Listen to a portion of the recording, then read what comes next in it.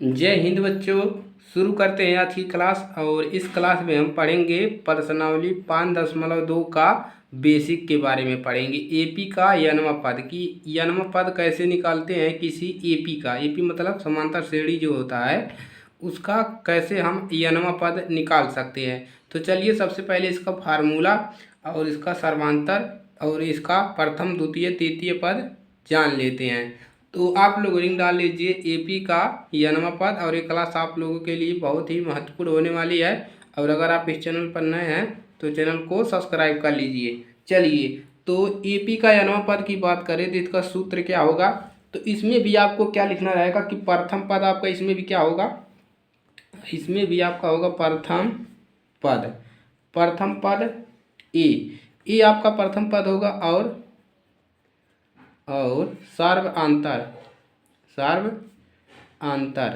सर्वांतर भी इसमें क्या होगा आपका, सर्वांतर आपका इसमें डी होगा। डी वाली लिखेंगे, डी वाली एक डी वाली सर्वांतर यानी कि प्रथम पद और सर्वांतर डी वाली एक एपी का यनम पद है। एपी का यनम पद क्या होगा, तो इसका फार्मूला क्या होगा। चलिए तो इसका फार्मूला हो जाएगा ए ये क्या होता है आपका एन बराबर मिल जाएगा a plus n minus 1 into d. ये आपका मिल जाएगा फार्मूला। यनम पद इसी से निकलता है, यनम पद।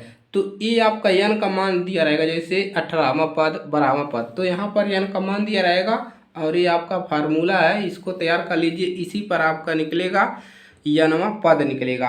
अब चलिए इसमें अब देखिए एन को क्या कहते हैं, एपी का व्यापक पद है। इसको एन को जो कहते हैं इस एपी का व्यापक पद कहते हैं। कौन सा पद, व्यापक पद भी कहते हैं।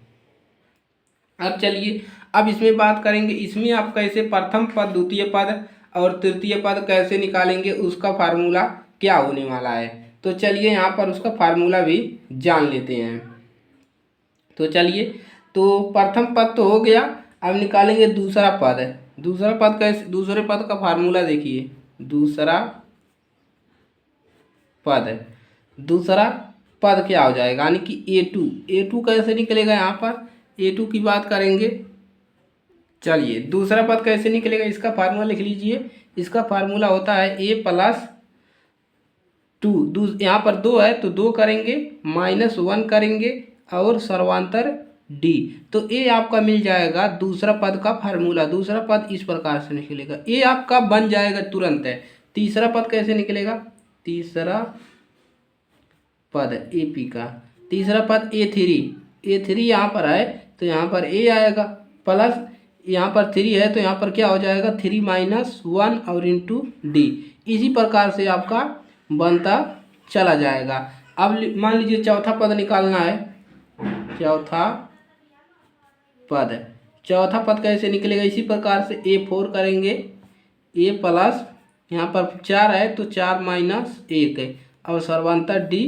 तो इस प्रकार से आपका एक दूसरा तीसरा और चौथा पद इसमें लिखेगा एपी का यनम पद में। तो इतना आपका बेसिक है, इतना आप लोग तैयार कर लीजिए और आपका प्रश्नावली जो है 5.2 पूरा कंप्लीट हो जाएगा। इस 3 फार्मूले के यानी कि 2 ही फार्मूला है, एक इसको याद करना है और एक बार इसको याद करना है। तो एपी का यनम पद और ये तीसरा यानी कि अगला पद निकालने के लिए फार्मूला। तो आज के लिए सिर्फ इतना ही और अगली क्लास में हम प्रश्नावली जो है 5.2 का संपूर्ण उदाहरण हल करेंगे। तो चलिए मिलेंगे अगली क्लास में, तब तक के लिए जय हिंद जय भारत।